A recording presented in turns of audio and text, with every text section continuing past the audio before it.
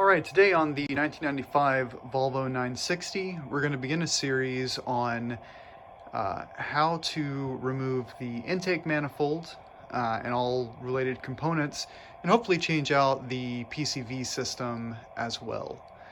Step one is to remove the airbox and the rest of the air intake system. To do that, we need just a few items.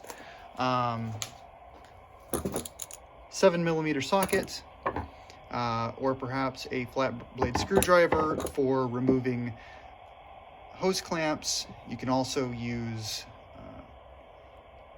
a socket wrench to do the same thing. First thing is I have disconnected the negative terminal on the battery over on the other side of the car and tucked it to the side. This is always a good practice whenever you're working on a car, especially in this case right here, because we're going to be dealing with some rather sensitive electronic components, the mass airflow sensor being one of them. The likelihood that this could mess something up electronically is unlikely, but why run the chance? So removing the first portion of this is the top of the airbox, which is, I believe, 7 clamps. There's one here, 1, 2, 3, 4, 5, and then the 6th and 7th actually connect to the mass airflow sensor. 6 and 7. So these are all 3.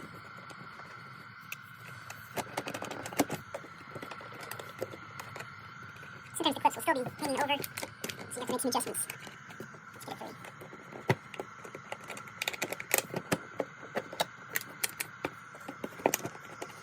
It's terribly easy to do it in here, so just follow. Alright, set this aside. This particular car has been quote-unquote upgraded with a K&N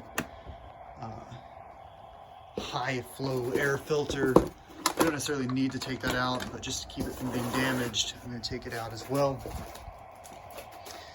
Next step is to remove the mass airflow sensor.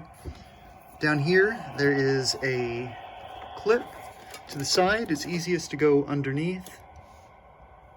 And you'll see this wire here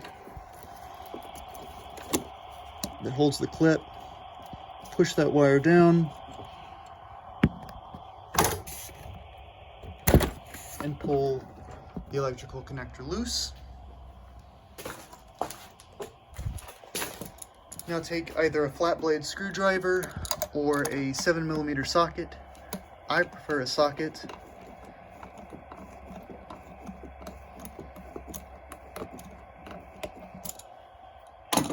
To loosen the hose clamp and remove the mass airflow sensor. Note that the mass airflow sensor shows the airflow direction, which makes it easy to reinstall. It's not really a good idea to drop it, but I just did that. Oops. Next, we're going to remove the electrical connector on the idle air control valve. Again, you push down the metal portion here and pull out.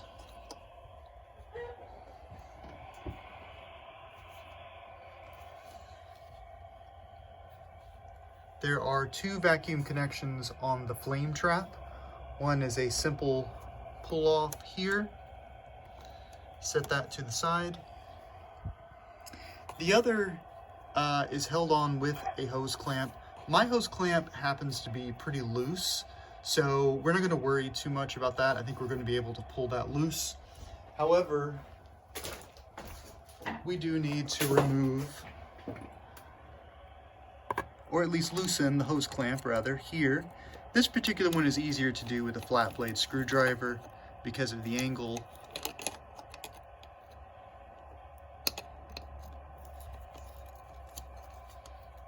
Get it nice and loose so that it doesn't get caught on anything.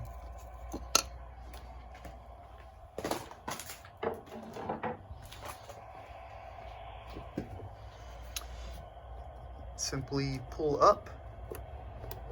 There's another connection down here. Mine is missing the hose clamp, so it came off easy. See if we can see that better here. Here it is. So the only thing holding this on now is the flame trap. I'm going to set the phone aside and I'm going to pull that out.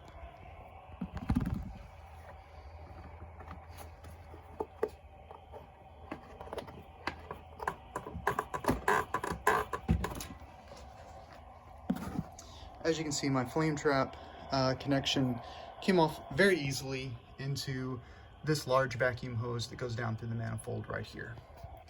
And that is how you take off basically the air induction system. Next, we'll move on to the throttle body and more complicated components.